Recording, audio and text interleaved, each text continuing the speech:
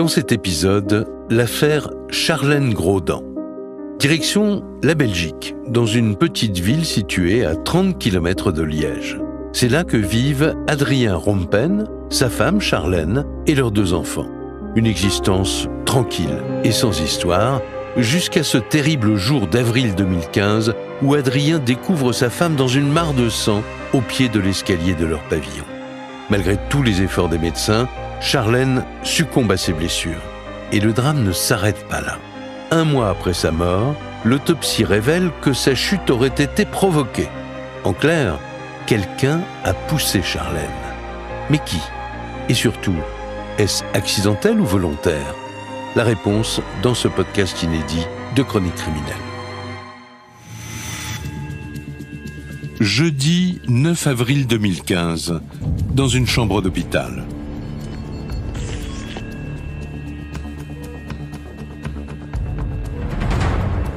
Une femme est entre la vie et la mort.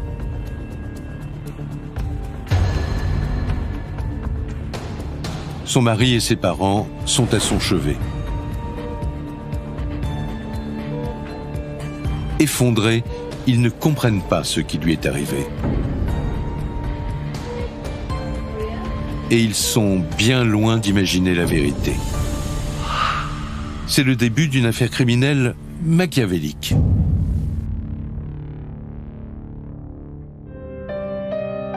Tout commence au printemps 2015, de l'autre côté de la frontière, en Belgique, une petite ville à 30 km de Liège. C'est une commune où pas mal de gens décident de s'installer avec leur famille. Françoise Peffer, journaliste à la Meuse. Parce qu'il n'y a pas trop d'immeubles, c'est très sympa, c'est naturel, il y a des coins verts. C'est une petite ville tranquille. Christine Villevers, procureure du roi de Verviers. Où tout le monde connaît un peu tout le monde. C'est ici, dans cette maison proche du centre-ville, que vivent Charlène et son mari, Adrien Rompen, 32 ans tous les deux. Charlène travaille dans une sandwicherie à mi-temps. C'est une employée modèle. Une très bonne vendeuse, oui. Virginie, amie de Charlène. Toujours le sourire. Charlène, elle avait un sourire pour tout le monde. Elle était vraiment pétillante. C'est ce qu'on retient beaucoup de Charlène, son sourire. Un rayon de soleil, vraiment. Adrien, lui, est pompier. Un métier qui fait de lui une personne connue et appréciée dans la petite ville belge. Adrien donc, est pompier volontaire à Welkenrath, très impliqué dans cette caserne. Mais parallèlement à ça, il est aussi pompier professionnel en fait à Liège. Grand, bel homme. C'est quelqu'un de très sportif. Christelle, amie de Charlène. Je pense qu'il colle très très bien avec son métier. Charlène et Adrien sont heureux. Ils s'épanouissent auprès de leurs 2 enfants, une petite fille de 7 ans et un garçon de 3 ans et demi. À eux 4, ils renvoient l'image de la famille idéale. C'est la famille de magazine. La famille parfaite, famille rêvée. Vraiment un chouette couple. Tout marchait bien au meilleur des mondes. Michel Grodin, père de Charlène. Ils avaient leur petite maison, c'était magnifique. Mais le 8 avril 2015, la vie de la famille bascule. Il est 19h lorsque Adrien Rompen contacte les secours. Au bout du fil, le père de famille est en panique. Adrien Rompen va signaler qu'il a découvert sa femme. Guy Eurlings, avocat des parents de Charlène. Au pied des escaliers, inanimé, en arrêt cardiaque. Il leur explique aussi qu'il a commencé la réanimation. 10 minutes plus tard, les pompiers et le SAMU arrivent sur place. Lorsqu'ils entrent dans la maison, ils découvrent une scène terrible. Charlène est inerte en bas des escaliers. Immédiatement, les secours remarquent sa position. Elle a la tête dans une valise. Mais le mari leur donne une explication.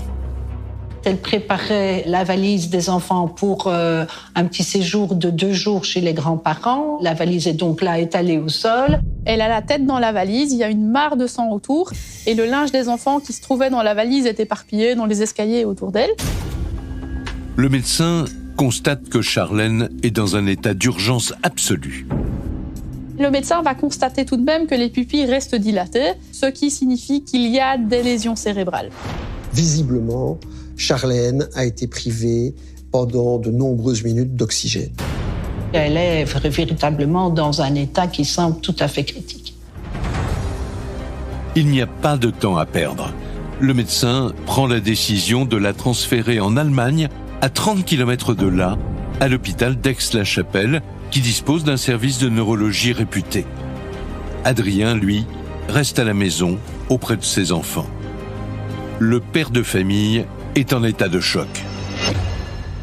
Il a l'habitude, il est pompier, il connaît ce genre de manipulation, mais là, c'est pas n'importe qui, c'est son épouse quand même qui vient de tenter de réanimer.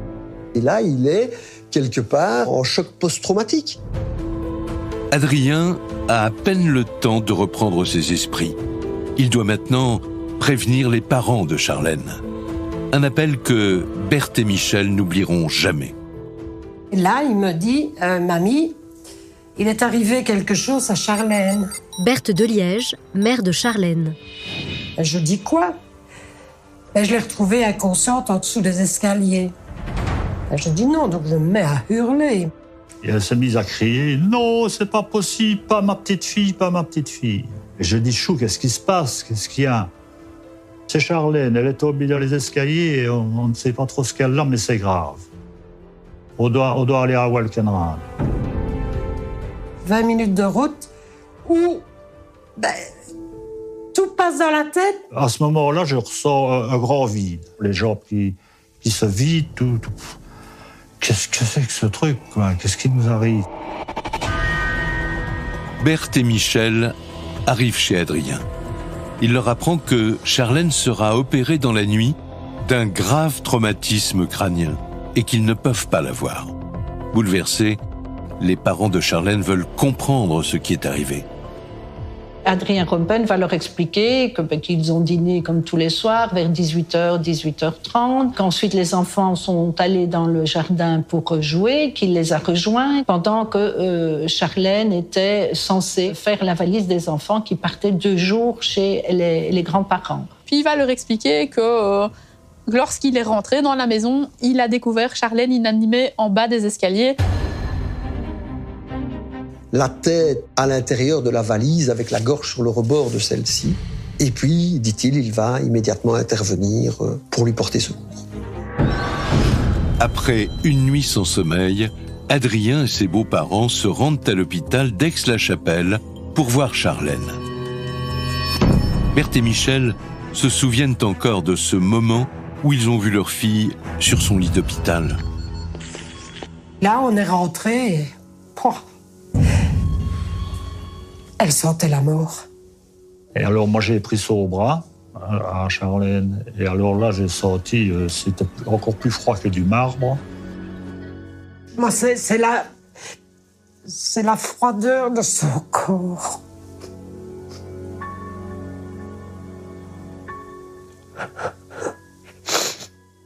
J'ai rien dit, mais pour moi, c'était clair que c'était, comme Adrien le disait, c'était très grave. Plus que très grave. Avant de partir, je lui ai dit « Bats-toi, ma chérie ». Les médecins allemands convoquent alors les parents et Adrien pour faire le point sur l'état de santé désespéré de Charlène. Ils vont nous dire que l'encéphalogramme est plat, il n'y a plus rien. Donc, ils ont dit que ça ne servait à rien, enfin qu'elle ne s'en sortirait pas et qu'il fallait arrêter les machines. Et là, je suis sortie. J'ai dit non, pas question. La famille est bouleversée. Adrien dit qu'il ne prendra jamais la responsabilité d'arrêter les appareils qui maintiennent sa femme en vie. Il leur dit que lui, il n'est pas capable d'assumer cette décision et ses parents vont devoir assumer cette responsabilité. Berthe et Michel sont anéantis. C'est à eux que revient la décision terrible d'interrompre les machines. Charlène, qu'elle avait dit quelque temps auparavant, Moi, il n'y en a pas question. S'il m'arrive un accident de voiture grave, etc., je ne veux pas finir dans une chaise roulante ou dans des trucs comme ça. Moi je ne veux pas tout ça. Ça, c'est quelque chose que Charlène ne voulait... Ah non, elle n'aurait jamais voulu. Mon mari m'a dit, Charlène n'aurait pas voulu vivre comme une plante. Elle aurait été pire qu'une plante. Donc, j'ai encore attendu un petit peu, j'ai réfléchi à tout ça. Le soir même, Berthe et Michel prennent la décision de débrancher les machines. Une résolution insupportable et qui aura de lourdes conséquences sur la suite de l'enquête. Dans cette décision, je lui donnais la mort. Alors mon mari me disait, mais non, tu lui as pas donné la mort, elle était déjà morte. Sitôt reçu l'accord des parents, les médecins de l'hôpital d'Aix-la-Chapelle débranchent les appareils. Le lendemain matin, le samedi 11 avril 2015, 3 jours après la chute de Charlène dans les escaliers, la famille se retrouve autour de son lit pour lui dire adieu. Adrien, qui connaît sa femme mieux que personne, a alors une requête. Adrien nous a dit qu'elle ne va pas partir tant qu'on sera là. Michel Grosdan, père de Charlène. Si on partait, elle allait laisser partir tranquillement. Il nous a dit, si on partait, elle ne mourra pas devant nous. Et moi, je lui ai dit au revoir. Et je lui ai dit que je m'occuperais avec papa de ses petits et de son mari. Et on est partis.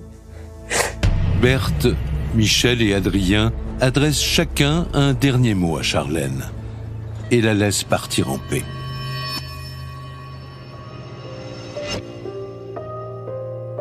Ils quittent l'hôpital et rentrent chez eux. Quelques heures plus tard, à 14h30, les médecins leur apprennent par téléphone le décès de Charlène. Un grand désarroi, tristesse bien entendu, mais et puis une forme d'injustice. Je n'ai pas pourquoi, mais pourquoi? Moi, j'ai oublié sa voix, son odeur, sa chaleur, ses bras autour de moi. Et ça, je sais que je ne les récupérerai jamais. Mais voilà. Adrien, lui aussi, est effondré. Il annonce le décès de son épouse sur les réseaux sociaux. Je ne pouvais malheureusement pas donner d'informations tellement elles étaient graves. Mais je vous annonce officiellement que mon épouse est décédée à Aix cet après-midi. Adrien, il ne parle presque pas. Il n'adresse la parole à presque personne. Alors on peut le comprendre. C'est quelqu'un qui vient de perdre sa femme. Il est dans la peine, il est ailleurs aussi. C'est le choc parce que tout s'enchaîne quand même très vite. C'est si jeune pour perdre son épouse. Christelle, amie de Charlène. C'est une partie de sa vie qui s'envole, c'est une vie de famille qui s'envole. Je me suis dit, mon Dieu, le pauvre. Virginie, amie de Charlène. Vivre ça, c'est pas... Même à ton pire ennemi, tu souhaites pas ça, quoi. Le décès de Charlène laisse une famille anéantie. Adrien a perdu une compagne. Michel et Berthe, une fille. Et les enfants, une mère. Ils vont devoir vivre avec cette absence. Pendant ce temps-là, au commissariat, la mort de Charlène préoccupe également les policiers. Car ce que la famille ignore, c'est qu'après son admission à l'hôpital, les médecins ont fait un signalement. Alors que pour sa famille, en fait, Charlène a été victime d'un problème cérébral. Françoise Peffer, journaliste à la Meuse. Les médecins vont directement tirer la sonnette d'alarme. Les médecins de la clinique d'Aix-la-Chapelle, Christine Villevers, procureure du roi de Verviers, ont constaté que la jeune femme présentait des traces suspectes. Avec notamment une dilatation du cerveau, des sillons autour du cou et des pétichies, c'est-à-dire des vaisseaux dilatés dans les yeux, par exemple. Et pour les médecins, ces signes sont caractéristiques en fait, de formes de violence et de coups. Un décès des soupçons de la part des médecins, les policiers se demandent qui aurait pu s'en prendre à Charlène. La jeune femme aurait-elle été violentée avant de chuter dans les escaliers? Une enquête est immédiatement lancée.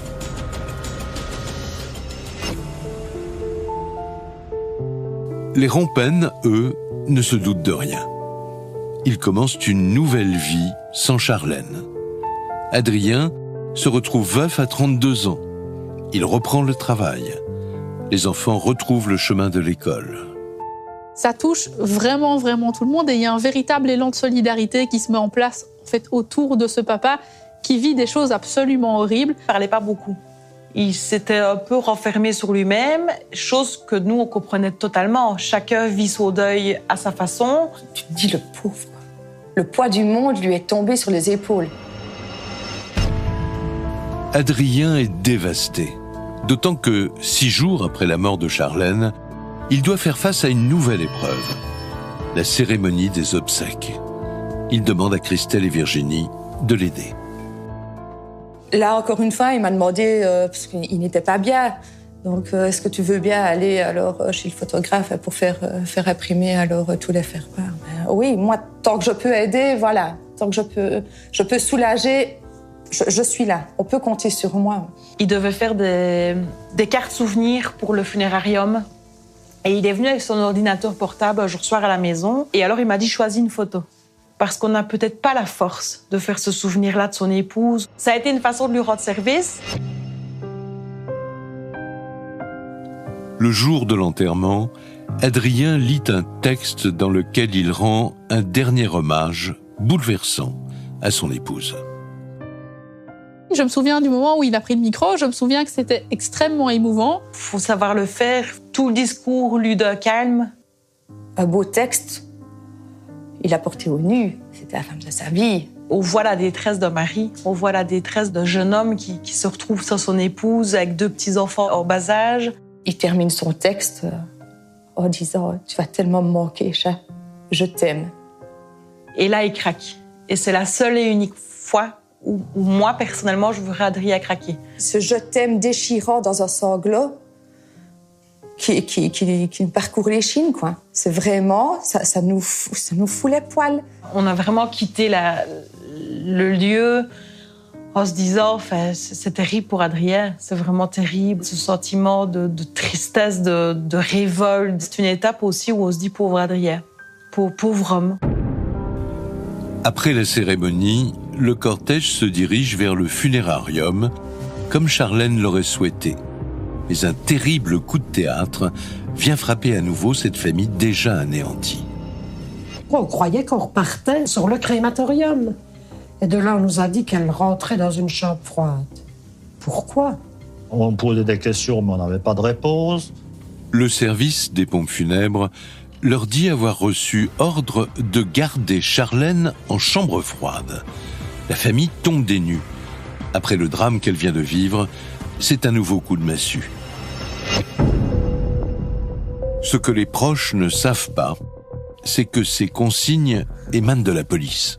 Suite au signalement des médecins, les enquêteurs interdisent l'incinération du corps. Ils veulent effectuer des examens et déterminer si Charlène a vraiment été frappée. Pour déterminer précisément l'origine du décès, le juge d'instruction va ordonner une autopsie. L'autopsie se fait en Allemagne.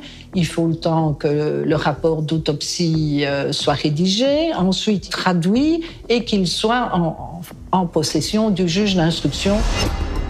En attendant les conclusions des médecins légistes, les policiers décident d'interroger Adrien Rompen. Peut-être vont-ils en apprendre plus sur le déroulement de l'accident.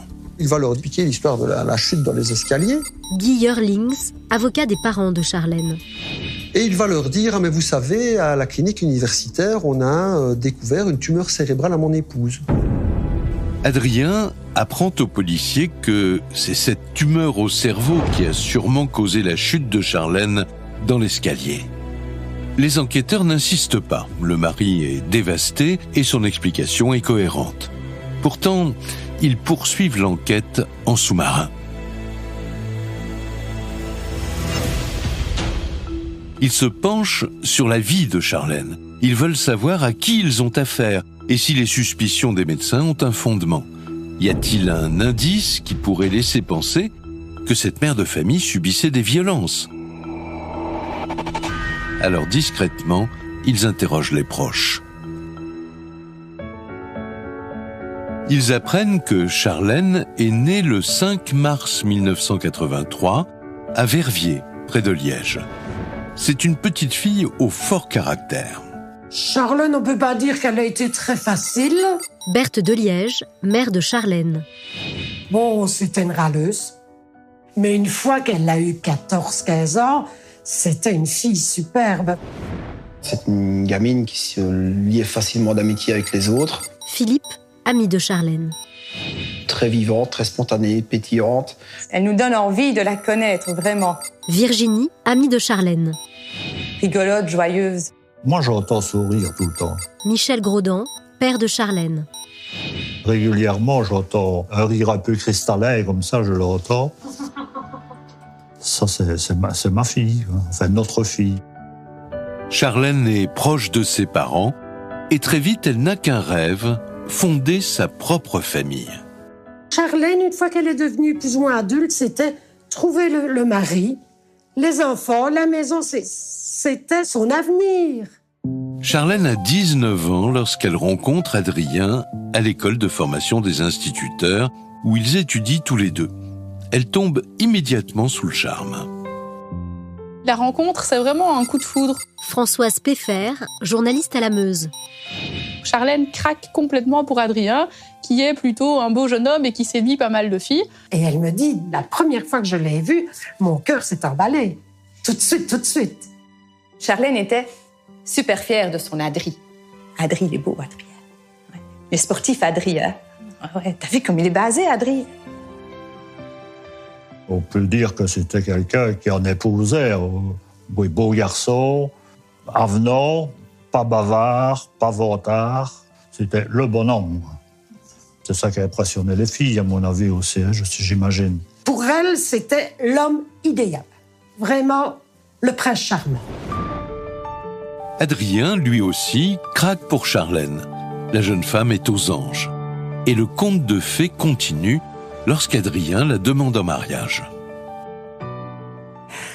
Elle était vraiment comme une petite fille qu'on vient de lui annoncer une très bonne nouvelle. Le 16 septembre 2006, 4 ans après leur rencontre, Charlène et Adrien se marient. C'est un grand moment d'émotion pour ses parents, notamment pour Michel, son papa, qui l'amène jusqu'à l'hôtel. Ah là là là là là là, qu'est-ce qu'il était fier de conduire sa fille. Elle était magnifique en mariée, vraiment magnifique. Oh, qu'est-ce qu'elle était belle. C'était une princesse. Bon, c'est vrai que c'est notre fille, mais moi je la trouvais tellement, tellement belle. La famille décrit aux enquêteurs un bonheur sans faille. 2 ans après leur mariage, Charlène donne naissance à leur premier enfant. Charlène, alors là, c'était son bébé, sa petite fille. C'était toute sa joie. Elle construisait brique par brique son rêve de femme. 3 ans après, naît un petit garçon. Ces 2 enfants la comblent de bonheur. C'était vraiment une maman dévouée. Christelle, amie de Charlène. Une maman très investie. Ses enfants, c'était ses trésors, sa fierté. C'était la pupille de ses yeux. Qu'est-ce qu'elle en était fière. Quand elle nous en parlait, ah ouais, des étoiles plein les yeux. Adrien, lui aussi, s'accomplit dans son rôle de papa. Papa poule, ouais, il s'occupait très bien de ses enfants. Il faut des activités. Je crois que tout le monde aurait voulu avoir soit une femme comme Charlène ou un mari comme Adrien. Comblée, Charlène partage volontiers son bonheur sur les réseaux sociaux. Les amis! Avec ses enfants et avec son mari auquel elle déclare publiquement son amour. 8 ans que j'ai ce petit anneau qui me lie à toi, Adrien Rompen, et déjà tant de choses vécues, merveilleuses et tragiques parfois. Je t'aime, et pour longtemps encore. Ça ne m'étonne pas du tout qu'elle dise au monde entier à quel point elle aimait. elle aimait profondément. Charlène partageait son amour avec Adrien, vraiment très fière de son mari, très fière de son métier, très fière du papa qu'il est.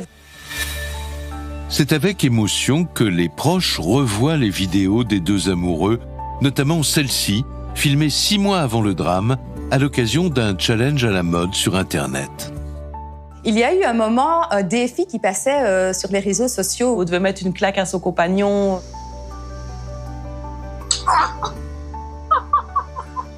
À vous les gars. Charlène, elle y a été, mais de très bon cœur. Elle lui envoie une gifle magistrale. Elle rigole. Cette vidéo est juste magnifique. Et sa réaction, elle, après, est géniale aussi. C'est tellement elle, c'est tellement spontané. Un couple qui respire le bonheur et la joie de vivre. Voilà ce que découvrent les policiers. On est bien loin des violences que soupçonnent les médecins. D'autant qu'en épluchant les réseaux sociaux, les enquêteurs découvrent une information intéressante qui pourrait expliquer le drame qui s'est produit. 2 jours avant sa chute dans l'escalier, la jeune femme poste un message qui paraît anodin à l'époque. Dimanche dernier, je me casse la figure dans les escaliers de la boulangerie. Vendredi, je tombe chez moi et me fais un énorme coup à la jambe. Sans compter le vase cassé hier et la bouteille de bière encore remplie ce matin. Ça faisait quelques jours qu'elle avait des signes de maladresse. Elle avait trébuché. Christine Villevers, procureure du roi de Verviers. Elle était tombée, elle avait renversé certaines choses. Elle avait été à la boulangerie aussi. Elle avait loupé une marche. Où on en riait, mais à ce moment-là, on se dit, si ça se met, quelque chose se préparait. C'est son état de santé il y avait un souci, il y avait quelque chose. Pour les policiers, ces malaises pourraient être l'explication de sa chute, les signes avant-coureurs de cette tumeur au cerveau dont leur a parlé Adrien. Aux yeux de tous, Guy Yerlings, avocat des parents de Charlène. c'est le terrible accident domestique. C'est dramatique, mais Charlène a été victime d'un accident vasculaire cérébral, d'un problème au cerveau, et c'est ce problème qui a provoqué sa chute dans les escaliers. Les policiers y voient maintenant un peu plus clair. Et voilà le scénario qu'ils privilégient. Une famille heureuse, fauchée par un tragique accident, une chute dans l'escalier. Mais cette version va bientôt voler en éclats. Une semaine après la mort de Charlène, les résultats de l'autopsie tombent. Et c'est un véritable coup de tonnerre dans l'enquête. Et là, on va se rendre compte d'autres séquelles. Séquelles qui démontrent clairement que Charlène a été étranglée. Le corps va présenter les signes évidents d'une strangulation. Et elle va avoir aussi une fracture à l'arrière du crâne qui va être constatée aussi par le médecin légiste allemand. On imagine que Charlène a été étranglée et aussi assommée. Les policiers sont abasourdis par les conclusions des médecins légistes. Ils pensaient avoir affaire à un accident. Ils ont maintenant la preuve que Charlène a été tuée. Et le premier suspect, c'est évidemment son mari. Les policiers enquêtent maintenant sur un meurtre, celui d'un mari qui aurait tué sa femme. Pour ne prendre aucun risque, ils demandent que le corps de Charlène ne soit pas incinéré au cas où des vérifications seraient nécessaires. Mais un détail les chiffonne, le profil du suspect. De ce qu'ils savent d'Adrien Rompen, ils ne l'imaginent pas en train d'étrangler et de frapper son épouse. Alors ils auditionnent les proches pour en savoir plus sur son compte. Adrien, c'est vraiment un enfant du coin, en fait. Il est Welkenratois, il a 34 ans, il a fait ses études à l'Institut Saint-Joseph, et puis il a poursuivi à l'école d'instituteur Ratteux. Adrien est une figure dans le pays. Tout le monde le connaît, surtout les filles. Adrien avait une vraie réputation de séducteur, il plaisait à pas mal de filles. Il est grand, il est blond, il est musclé. Et au-delà de ça, il était aussi très impliqué. Françoise Peffer, journaliste à la Meuse. Il circulait beaucoup à vélo, il faisait de la photo. C'est un sportif, donc il a fait du basket à haut niveau déjà. Quelqu'un de très sympathique, vraiment à l'écoute. Moi, c'est quelqu'un avec qui j'ai fort accroché. Je ne saurais pas dire du mal d'Adrien. Après sa première année d'études d'instituteur, Adrien change de voie et devient pompier ambulancier, d'abord volontaire, puis professionnel. Le jeune homme a trouvé sa vocation. Je crois que c'était aussi une vraie passion d'être pompier. C'est quelqu'un, comme ambulancier, je pense, Christelle, amie de Charlène. devait très très bien faire son boulot parce qu'à l'écoute des personnes, quelqu'un de rassurant. Les policiers n'ont rien appris qui puisse leur mettre le doute. Seul bémol évoqué par les proches, Adrien est très pris par son métier et il n'est pas souvent à la maison. C'est quand même des horaires assez spéciaux. Virginie, amie de Charlène. Donc elle était quand même souvent seule aussi le soir. Adrien, ça a été un bon père, maintenant pas présent. Charlène s'occupait énormément des enfants seuls. Les policiers ne savent plus quoi penser. Même s'il est souvent absent, Adrien est un jeune homme apprécié de tous. Rien à voir avec un mari violent. Il n'est absolument pas connu de la justice, de la police. Adrien Rompen n'a pas le profil d'un délinquant violent. Il a le profil de quelqu'un qui est au service de la société, au service de son prochain, qui est prêt à se mettre en danger pour son prochain. Il est pompier, le pompier, en principe, qu'est-ce qu'on fait? Philippe, ami de Charlène. On vient au secours aux autres, on ne va pas les agresser. Charlène n'a absolument jamais fait état de violence de la part de son mari. Le couple paraissait parfaitement heureux. Bon père de famille, sportif, travailleur, rien ne colle avec le profil d'un assassin. Pourtant, l'autopsie est formelle. Charlène a été étranglée.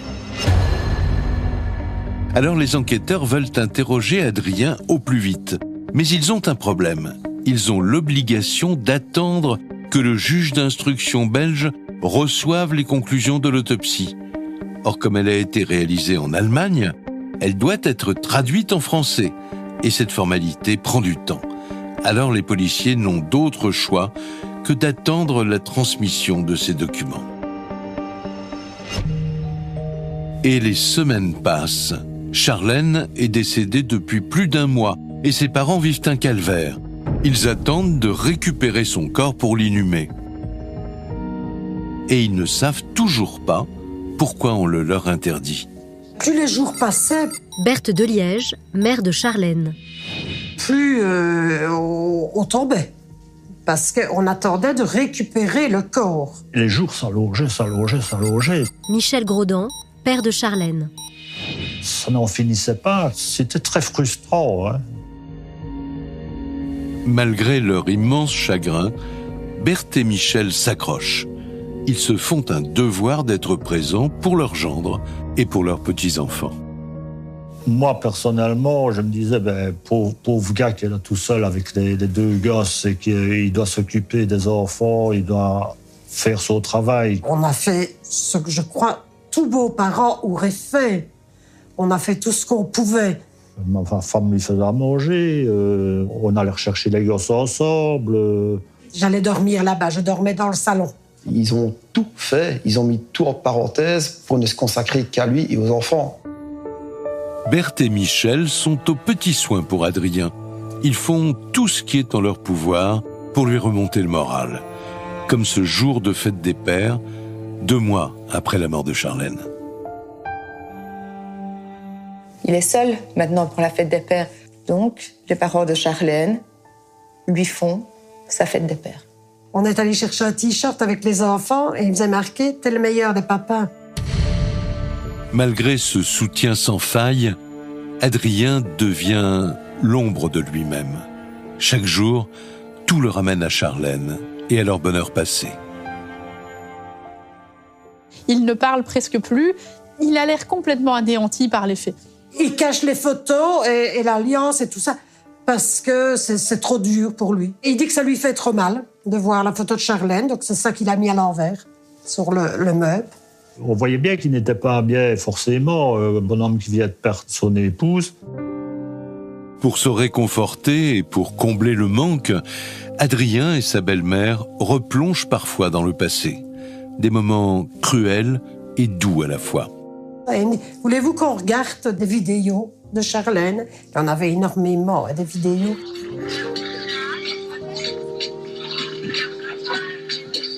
Et on s'est mis tous les deux devant l'ordinateur. Et il a passé son bras comme ça. Et on a regardé des vidéos. Bon, moi, je pleurais. Et lui, il regardait avec moi. Coucou.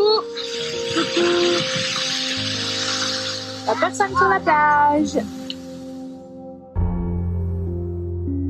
2 mois et demi après la mort de Charlène, ses proches sont désespérés. Ils n'en peuvent plus d'attendre sans savoir. Pourquoi est-ce qu'on ne leur rend pas son corps pour qu'ils puissent faire leur deuil ?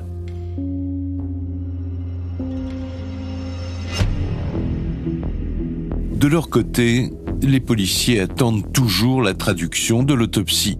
Ce n'est plus maintenant qu'une question de jours avant qu'ils puissent interpeller Adrien et l'interroger. Car ils ont la conviction qu'il n'est pas étranger à la mort de sa femme. À cause du secret de l'instruction, ils ne peuvent révéler à la famille ce qui se trame. Mais c'est sans compter sur la ténacité de Berthe et Michel. Les beaux-parents de M. Rompen et lui-même, Guy Eurlings, avocat des parents de Charlène, vont tout faire pour récupérer le plus rapidement possible le corps de leur fille. On a remué ciel et terre. La famille va insister, on aura plusieurs coups de fil. Christine Villevers, procureure du roi de Verviers. Et en définitive, le père de Charlène demande à pouvoir me rencontrer. Touché par la détresse de cette famille, le procureur du roi accepte de la rencontrer. Mais le jour du rendez-vous, la magistrate va avoir une surprise. Le père de Charlène arrive accompagné d'Adrien Rompen. Alors vous imaginez ma stupéfaction, j'ai devant moi celui qui apparaît l'auteur désigné des faits et qui vient réclamer à corps et à cri l'incinération de son épouse. Et M. Rompen, d'ailleurs, au dire de mes clients, était sorti très satisfait de cet entretien. D'autant plus qu'on les a rassurés. Dans quelques jours, ils vont récupérer le corps de Charlène.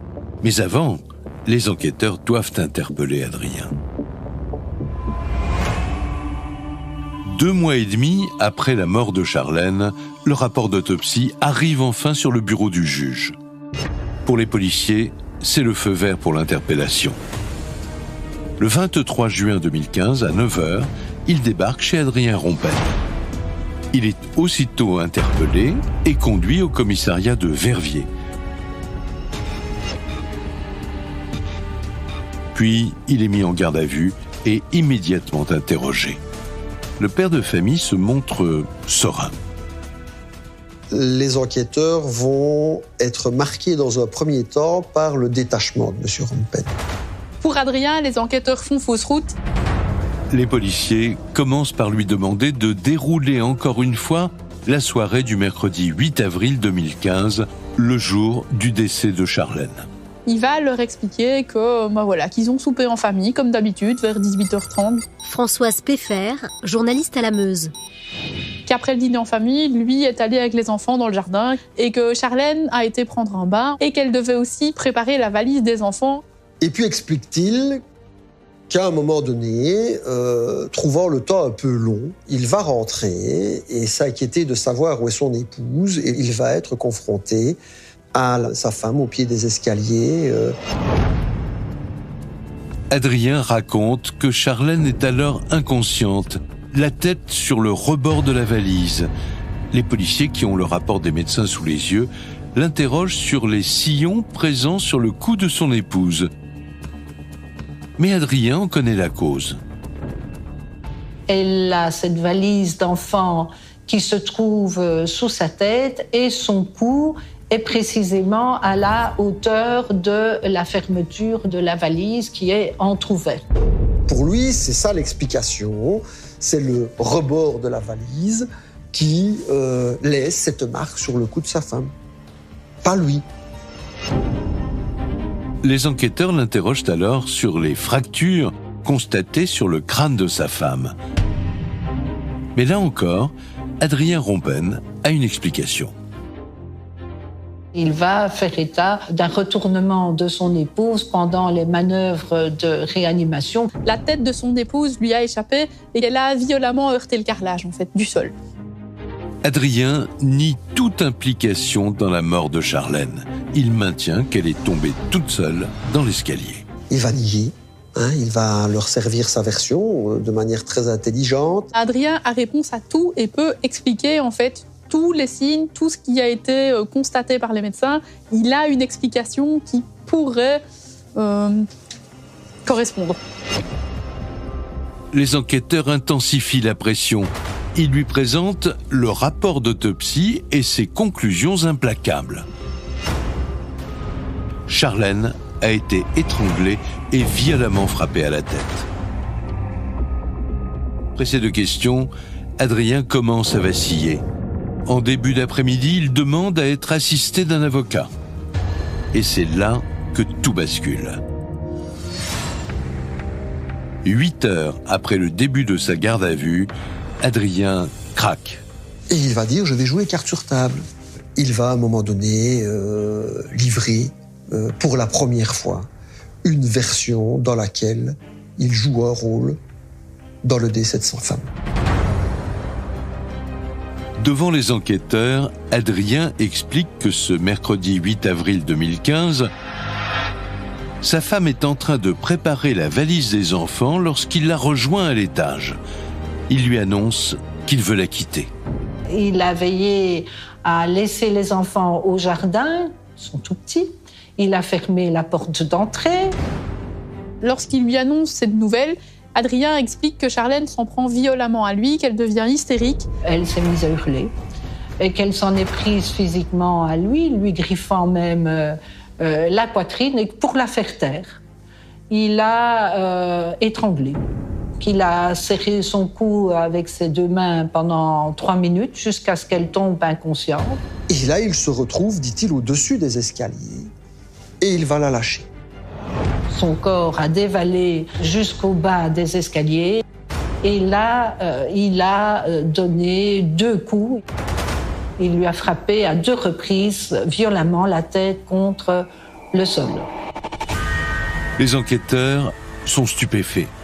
Ce mari exemplaire vient d'avouer qu'il a tué sa femme. Il explique qu'il était dans un état second et dans une rage incontrôlable. Il expliquera qu'il a complètement perdu le contrôle, qu'il n'a pas compris ce qui s'était passé. Il était extrêmement en colère, contre lui-même aussi, parce qu'à ce moment-là, il s'est rendu compte de ce qu'il venait de faire. Son axe de défense, c'est, dans un premier temps, des coups et blessures volontaires. Christine Villevers, procureure du roi de Verviers. Avec ce contexte de force irrésistible, de violence liée à l'aspect passionnel et à la réaction, selon lui, tout à fait inadéquate de Charlène. Adrien aurait alors appelé les secours et tenté de la réanimer. Les policiers connaissent maintenant le déroulé de la soirée, mais il leur manque un élément. Pourquoi ce mari aimant voulait-il quitter sa femme ? Il va alors reconnaître qu'il a une maîtresse. Et il va expliquer qu'il en est tombé éperdument amoureux. Les policiers sont estomaqués. Adrien leur apprend que sa maîtresse est juriste et que leur liaison a débuté 5 mois avant la mort de Charlène. La maîtresse d'Adrien a 28-29 ans et ils se sont rencontrés quelques mois plus tôt lors d'un shooting photo parce que la photographie, c'était l'une des passions d'Adrien. Et il a rencontré cette jeune femme qui était mannequin. C'est une jolie jeune femme, éduquée, qui a fait des études, qui a un bon travail. Les policiers n'en reviennent pas. Ce couple, que tout le monde pensait parfait, avait donc des failles.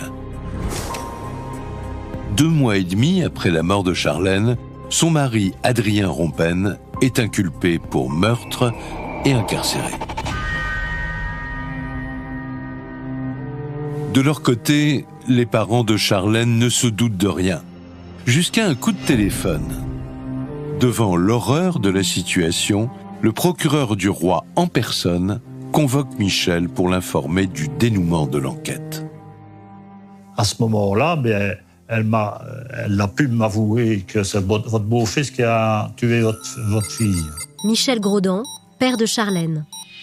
Il y a un plafond qui vous tombe sur la tête, tout. Le papa de Charlène a refusé de croire que ce gendre idéal, ce veuf éploré, pouvait être l'auteur du meurtre de leur fille. J'ai dit, écoutez, madame, vous vous trompez. Vous vous trompez, ce n'est pas lui, on le connaît, c'est pas possible, il n'a pas pu faire ça. Michel est sidéré.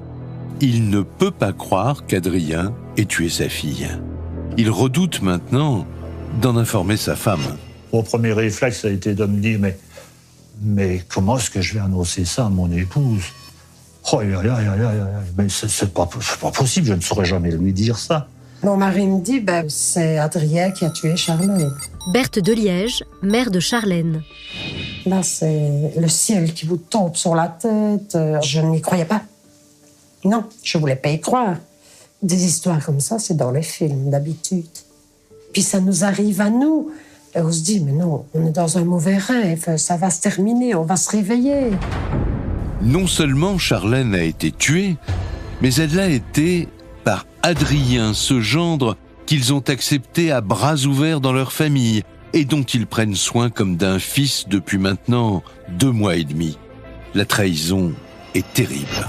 Toutes ces journées perdues, d'avoir été le choyer, le réconforter, etc., alors qu'il nous a tiré une balle dans le dos, c'est atroce. J'ai pris soin de l'assassin de notre fille. Oui, pendant 77 jours. Oui. J'ai été roulée dans la farine, j'ai été trahie. Comment n'ai-je rien vu? Ça revient souvent. Berthe se remémore alors tous ces moments passés auprès de son gendre depuis la mort de Charlène. On se refait le film, donc on se refait tout petits détails qui ne nous ont pas du tout choqués, mais qui prennent une ampleur incroyable à ce moment-là. Retourner la photo, c'est pas parce qu'il avait de la peine, hein. C'était pour ne pas avoir les yeux de Charlène. Parce que je suppose que quand il a étranglé, il a vu les grands yeux de Charlène, les yeux de la femme qu'il avait épousée, qu'il avait roulée. Berthe et Michel repensent alors à la demande d'Adrien de laisser Charlène mourir seule. Ce qu'ils avaient pris pour de la pudeur leur apparaît maintenant sous un autre jour. Là, il était aussi là en face de son épouse qui allait s'en aller, et ça le gênait, puisque c'était lui l'instigateur de tout ça. Et il a proposé qu'on lève le corps et qu'on parte, et ce qu'on a tous fait. Une décision que Berthe regrettera toujours.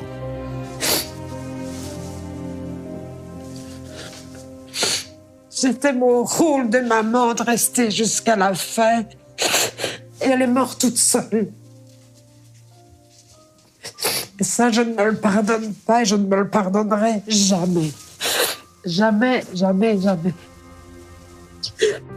Berthe et Michel sont anéantis. Non seulement ils ont perdu leur fille, mais ils ont été trahis de la pire manière qui soit. Les amis de Charlène tombent eux aussi des nues. Dans le personnage, il y a automatiquement une grosse contradiction. Philippe, ami de Charlène. D'un côté, le gendre idéal pompier qui secoue les autres, et puis après, qu'est-ce qu'il fait? Il tabasse sa femme à mort, quoi. Et tu te dis, ouah, tu t'es fait berner comme une bleue, quoi. Virginie, amie de Charlène. Mais pas que moi, tout le monde. Il s'est bien foutu de la gueule du monde. Pardon, mais... Il avait une double vie, donc il avait Charlène, les enfants, son petit confort, et puis alors il avait une maîtresse au Luxembourg. La nouvelle est une véritable déflagration. Adrien a tué celle dont il partageait la vie depuis 9 ans, la mère de ses 2 enfants. Et la suite de l'enquête ne va pas épargner les proches. Les policiers de Verviers continuent leurs investigations. Ils veulent éclaircir un point capital. Adrien affirme qu'il n'avait pas prémédité de tuer sa femme. Pour tenter de le vérifier, les enquêteurs examinent les relevés téléphoniques entre Adrien et sa maîtresse. Et ils découvrent que les deux amants échangeaient de très nombreux messages, notamment le jour de la mort de Charlène. Le jour de la disparition de Charlène, c'est plus de 680 SMS qui vont être échangés. Un message envoyé à 16h09 intrigue tout particulièrement les policiers. Il lui dira « Je vais mettre de l'ordre dans ma vie, je vais penser à moi ». Françoise Péfer, journaliste à la Meuse. Que voulait-il dire exactement par « Je vais mettre de l'ordre dans ma vie, je vais penser à moi ». Était-ce là une solution extrême, ultime? Était-ce se débarrasser de Charlène pour faire de la place dans sa vie, pour y accueillir sa maîtresse? Les enquêteurs sont perplexes. Adrien a-t-il prémédité son geste, contrairement à ce qu'il affirme? Pour en savoir plus, les policiers convoquent sa maîtresse. Elle est paniquée. Elle affirme qu'elle n'est au courant de rien. Mais elle leur révèle une information qui va finir d'achever la famille. On saura que le soir même du décès de Charlène, Christine Villevers, procureure du roi de Verviers. Ils vont se retrouver et avoir des relations. Ils ont loué une chambre d'hôtel et ils ont fait 6 fois l'amour sur la nuit. Et que sa femme mourait. Mais le mal que ça fait. Il y a un caractère manipulateur. On joue d'un côté le veuf est pleuré et le soir, on s'adonne à sa passion avec sa maîtresse sans, semble-t-il, aucun scrupule. L'audition de la jeune femme se termine. Les enquêteurs n'ont aucune preuve contre elle. Alors ils la laissent partir. Mais les éléments s'accumulent contre Adrien. Sa double vie, ce message adressé à sa maîtresse juste avant la mort de Charlène. Et ça n'est pas fini. Un nouveau témoignage sème le trouble, celui de la voisine du couple. On entend tout ce qui se passe d'une maison à l'autre, que ça se passe à l'intérieur ou à l'extérieur. Et que précisément ce jour-là, aux heures auxquelles il y aurait eu cette scène violente avec des hurlements de Charlène, elle n'a rien entendu. Son témoignage laisse à penser qu'en fait, Adrien aurait pu prendre Charlène par surprise, alors qu'elle sortait de son bain.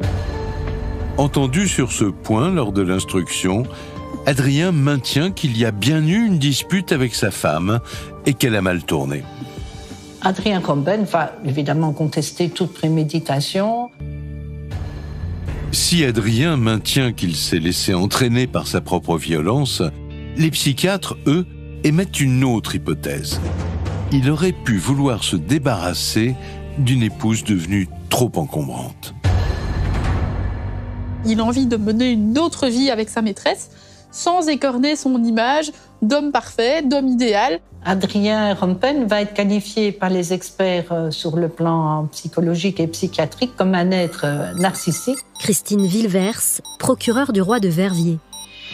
Avec une très haute opinion de lui-même, qui est persuadé que tout lui est dû. Il vaut mieux, dans son chef, être un veuf éploré qu'un mari qui va divorcer, qui va abandonner femme et enfants. Là aussi, c'est son image de marque qui est en jeu. Au terme de l'instruction, Adrien Rompen est mis en examen pour assassinat.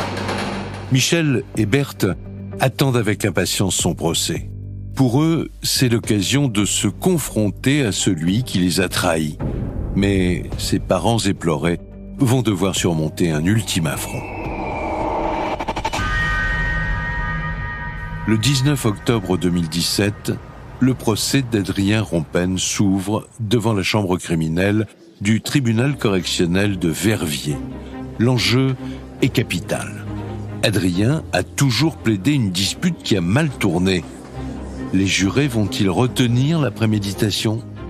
Les proches de Charlène attendent ce face-à-face depuis 2 ans. Je l'ai regardé dans les yeux. Je ne l'ai pas lâché parce que non, je suis toujours debout. Berthe de Liège, mère de Charlène. Et ça, je voulais qu'il voie que moi, je regardais. Et ça, c'est une satisfaction, ça. Le beau grand jeune homme. Je l'ai pas lâché. Je l'ai fixé. Je lui ai déversé toute la haine que je pouvais. Il a détourné le regard. Physiquement, ce n'est plus le même homme. On n'est plus face à Adrien Rompen séduisant. Il baisse beaucoup la tête, il regarde ses pieds, il regarde ses chaussures. Questionné sur cette soirée du mercredi 8 avril 2015, Adrien Rompen campe sur ses positions. Il expliquera toujours qu'en fait, c'est la dispute qui a dégénéré, le fait qu'il ait perdu le contrôle de la situation. Pour lui, oui, il a participé, mais il n'avait pas l'intention de tuer son épouse. Il maintient sa défense relativement fermement. Guy Eurlings, avocat des parents de Charlène. Avec quand même et toujours une certaine froideur. Il dit simplement qu'il regrette d'avoir fait du tort à sa famille, à tout le monde. Et qu'il demande pardon. Pardon, ça n'existe pas. Les avocats maintiennent leur ligne de défense. Adrien n'a rien prémédité et il tente une stratégie étonnante, essayer d'alléger sa peine coûte que coûte en le faisant condamner seulement pour tentative de meurtre. Un stratagème qui provoque un choc chez les proches. L'avocat de la défense a dit à un moment que c'était pas M. Rompen qui avait donné la mort à Charlène, mais que c'était nous autres qui avions fait arrêter les machines. Donc pour la défense, ce n'est pas Adrien qui est responsable de la mort de son épouse. Alors je sais, et je le comprends, que ça a été très mal vécu par mes clients. Que mon contradicteur sait ce qu'il fait. Juridiquement, il défend son client. C'est resté digne et froid. Voilà. J'avais un sacré morceau en face de moi. La tactique des avocats de la défense ne fonctionne pas. Après 2 jours de procès, Adrien Rompen écope de 20 ans de prison pour meurtre. La préméditation n'est pas retenue. Pour la famille et les amis de Charlène, cette condamnation ne peut apaiser leur chagrin.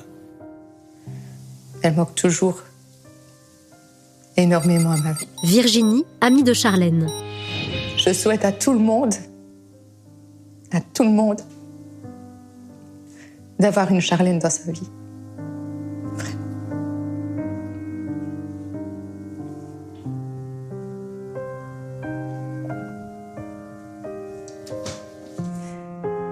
Moi, ce que je ne veux pas, c'est qu'on oublie Charlène. Et je crois que l'oublier, on n'oubliera pas. Non. Mais ce que je veux surtout, c'est qu'on ne l'oublie pas, Louis. Parce que nous autres, on a pris perpétuité, nous autres. Une vraie perpétuité. Berthe et Michel, les parents de Charlène, trouvent du réconfort auprès de leurs petits-enfants qui vivent aujourd'hui avec eux. Ce sont des enfants marqués par la vie. Papa a tué maman et ils ont un sacré bagage derrière eux. Christelle, amie de Charlène. Mais en même temps, ils sont si bien entourés par des grands-parents, pour moi, formidables. Chapeau pour ces personnes. Elles ont un mérite de dingue. De là où elle doit être tellement fière d'eux. Et elle doit être tellement contente aussi que ce soit eux qui s'occupent de ces enfants. On nous a ramené un magnifique bulletin, mais vraiment magnifique. Comme j'ai promis à ma fille, pour mes petits-enfants, oui, on va faire en sorte de les amener le plus loin possible.